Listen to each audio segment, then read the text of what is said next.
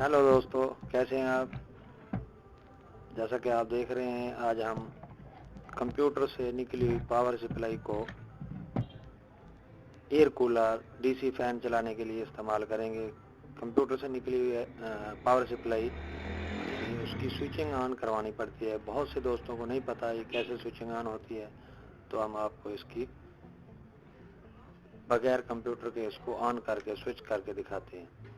तो देखते रहिए वीडियो, पूरी वीडियो देखिए ताकि आपको ठीक से पता चल सके।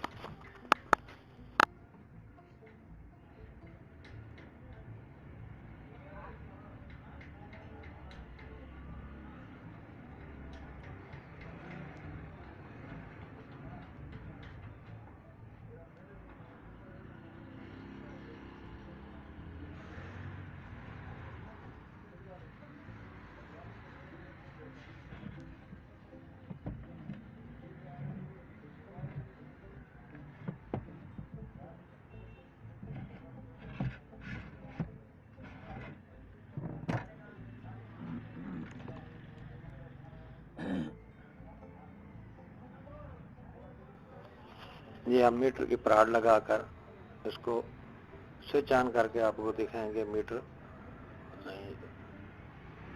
ये वोल्ट शो करेगा, कैसे ये चल रही है, आप चलती हुई नजर आएगी, दिखेगी आपको।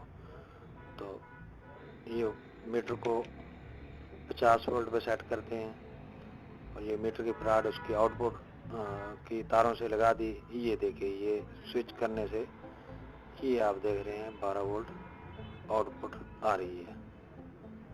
ये देखिए,